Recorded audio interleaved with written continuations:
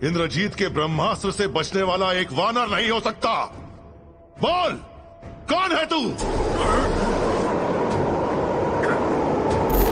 उसको स्वयं ब्रह्मा जी ने वरदान दिया था कि तुम्हें कोई देवता नहीं मार सकता, तुम्हें सिर्फ एक मनुष्य ही मार सकता है, वो भी तब जब तुम्हारी नाभि पर वार किया जाए। उसकी मौत देवताओं के श्राप द्वारा हुई थी। उसको मारने के बाद स्वयं राम जी ने भी उसकी पूजा की थी। उसने भगवान शिव को लंका ले जाने के लिए कैलाश पर्वत को भी उठा लिया था। दुनिया आज भी उसे एक देवता की तरह पूजती है। दोस्तों, हम बात कर रहे हैं तीनों लोकों पर राज करने वाले दशानंद रावण के। आज के वीडियो में हम आपको रावण से जुड़ी कुछ ऐसी ही बातें बताएंगे जिनसे आज भी लोग अनजान हैं। दोस्तों, आज रावण को उसके अहंकार और उसकी जिद के लिए याद किया जाता है, लेकिन प्राचीन समय में उसको देवताओं की घोर तपस्या के लिए भी जाना जाता था, जिनके आशीर्वाद से ही रावण तीनों लोकों पर अपना कब्जा कर सका।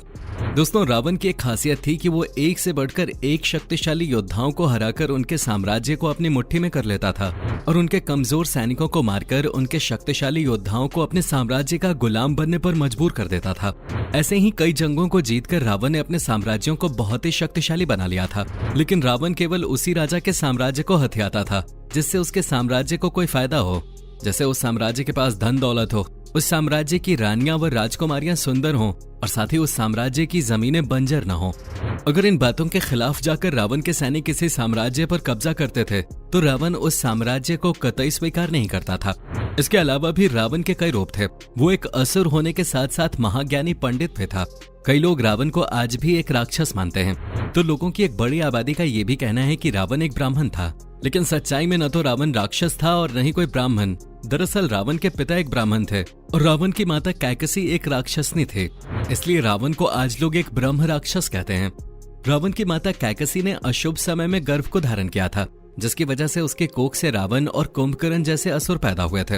आपको बता दें, रावण शिव जी का बहुत बड़ा भक्त था और कहा तो ये भी जाता है कि उस समय पूरी दुनिया में रावण से बड़ा शिव जी का कोई दूसरा भक्त नहीं था। इसलिए रावण ने फैसला किया कि वो शिव जी को लंका में रखेगा, जिसको रखने के लिए रावण ने पूरे के पूरे कैलाश पर्वत को ही उठा लिया था, जिसको देखकर शिव जी को बहुत क्रोध आया और उन्होंने कैलाश पर्वत पर अपना पैर रख दिया, जिसके बाद पर्वत वापस अपने स्थान पे आ गया और रावण का एक हाथ कैलाश पर्वत के नीचे ही दब गया।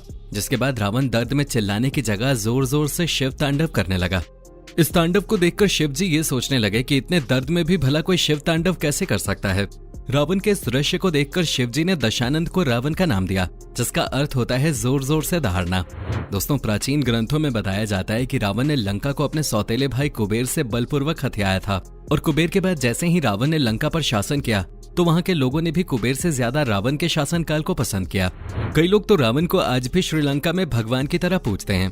लंका में ही नहीं, अपने भारत में भी कई जगहों पर रावण को जलाया नहीं बल्कि श्री राम की तरह पूजा जाता है।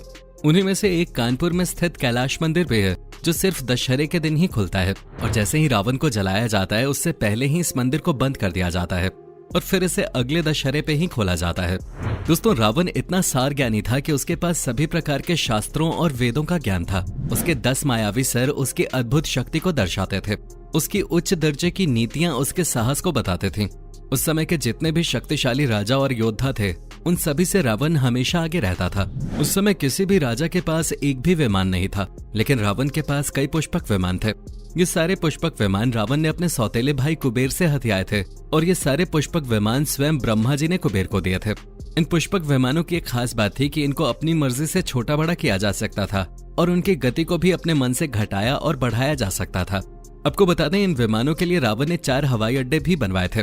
पहला हवाई अड्डा था तोतुपोला कांडा, दूसरा गुरुलुपोथा, तीसरा वरीपोला और चौथा उसानगोड़ा। दोस्तों, चौथे हवाई अड्डे उसानगोड़ा को तो हनुमान जी ने लंका दहन के समय जला दिया था। जब हनुमान जी लंका दहन कर रहे थे तब मेघनाथ ने अपने भाई यानी कि रावण के सबसे छोटे बेटे अक्षय को हनुमान जी से लड़ने के लिए भेज दिया था और बोला था कि तुम्हें अपने आप को साबित करने का इससे अच्छा मौका नहीं मिलेगा।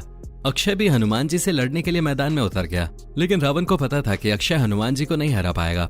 इसलिए रावण ने अक्षय को कई बार रोका, लेकिन अक्षय नहीं रुका और वो हनुमान जी के साथ काफी बहादुरी से लड़ा। लड़ने से पहले हनुमान जी ने उसे कई बार चेतावनी दी, लेकिन वो नहीं रुका और अंत में हनुमान जी ने उसका वध कर दिया, जिससे रावण बहुत क्रोधित हुआ। हालांकि उसने इस होने को पहले ही भांप लिया था।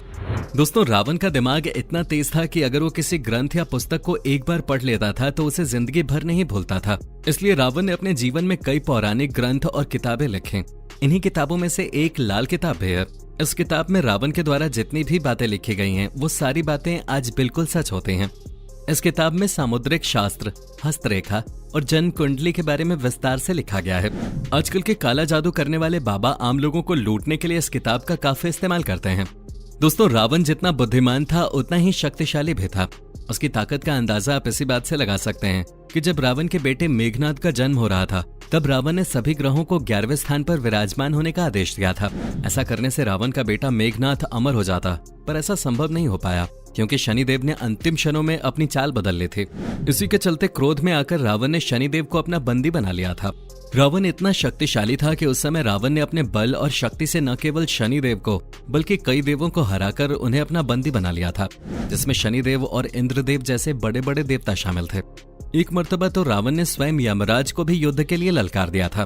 दोस्तों, ये तो आप समझ ही गए होंगे कि रावण कितना शक्तिशाली था, लेकिन इसके बावजूद भी रावण अमर होना चाहता था और अमर होने के बाद वो पूरी दुनिया पर राज करने के साथ पूरे ब्रह्मांड में सिर्फ राक्षस राज फैलाना चाहता था। अमर होने के लिए रावण ने ब्रह्मा जी की घोर तपस्या की थी। रावण कई वर्षों तक इस तपस्या में लीन रहा था, जिसके बाद रावण की इस तपस्या को देखते हुए ब्रह्मा जी भी प्रसन्न हो गए। इसके बदले में रावण ने ब्रह्मा जी से अमर होने का वरदान मांगा, लेकिन ब्रह्मा जी ने रावण को अमरता का वरदान देते हुए अंत में कहा था कि तुम्हारी जान तुम्हारी नाभि में स्थित होगी, क्योंकि तुम्हारी नाभि में अमृत होगा और तुम्हें कोई देवता नहीं मार पाएगा।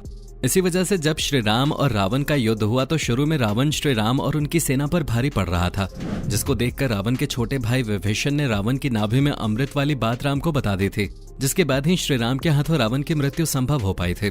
दोस्तों, कई पौराणिक कथाओं में ये बताया गया है कि रावण को पता था कि उसका वध विष्णु के एक अवतार के हाथों होगा, तभी जाकर उसे मोक्ष की प्राप्ति होगी। ऐसा इसलिए था क्योंकि हिंदुओं के कई ग्रंथों में ये साफ साफ लिखा हुआ है कि पहले के समय में रावण और कुंभकर्ण विष्णु भगवान के पहरेदार हुआ करते थे, जिनके नाम थे जाया और विजाया। विष्णु भगवान जी से जुड़े होने के कारण उन दोनों के अंदर अहंकार कूट कूट कर भरने लगा था। एक दिन कुछ ऋषि विष्णु जी से मिलने आए और इन दोनों ने उन ऋषियों को डराकर भगा दिया। ये देखकर उन ऋषियों को बहुत क्रोध आया और उन ऋषियों ने श्राप देते हुए कहा कि अब तुम विष्णु जी से जुड़े नहीं रहोगे। ऐसा देख वो दोनों ऋषियों से माफी मांगने लगे। फिर अंत में ऋषियों ने कहा कि तुम दोनों अगले जन्म में विष्णु के अवतार के दुश्मन बनोगे। और जैसे ही उनका अगला जन्म हुआ तो वो रावण और कुंभकर्ण बन के पैदा हुए। तभी वो उस जन्म में विष्णु जी के अवतार श्री राम के दुश्मन बने थे। युद्ध में जब श्री राम जी की सेना रावण की मायावी सेना पर भारी पड़ने लगी थी, तब रावण घबराने लगा था और उसे अपनी हार सामने दिखने लगे थे। तभी रावण ने सोचा कि वो कभी युद्ध में न हारने वाला यज्ञ करेगा और उस यज्ञ को पूरा करने के लिए उसे एक ही जगह पर बैठ के ये यज्ञ पूरा करना था और तब तक अपनी जगह से नहीं हटना था जब तक ये यज्ञ पूरा नहीं हो जाता। ये सब जानकर रावण ने अपना यज्ञ शुरू कर दिया और इस यज्ञ के बारे में जैसे ही श्री राम को पता चला तो श्री राम ने उस यज्ञ को भंग करने के लिए अपनी वानर सेना भेजी, लेकिन राम जी की वानर सेना भी रावण को अपने यज्ञ से नहीं हटा पाई। ऐसा देख बालीपुत्र अंगद ने रावण की पत्नी मंदोदरी को बंदी बना लिया, लेकिन इसके बाद भी रावण उस यज्ञ से टस से मस नहीं हुआ। फिर मंदोदरी ने रावण से कहा कि राम अपनी पत्नी सीता को बचाने के लिए इतना बड़ा युद्ध लड़ रहे हैं और आप अपनी पत्नी को बचाने के लिए अपनी जगह से हिल भी नहीं सकते। ये सुनकर रावण उस यज्ञ से उठ गया जिस यज्ञ से वो न केवल श्री राम को बल्कि हनुमान, अंगद और किष्किंधा से आई सुग्रीव की पूरी सेना को पराजित कर देता। लेकिन ऐसा संभव नहीं हो पाया और युद्ध के अंत में रावण और रावण का पूरा साम्राज्य श्री राम के हाथों खत्म हो गया और श्री राम ने इस युद्ध में विजय पाई।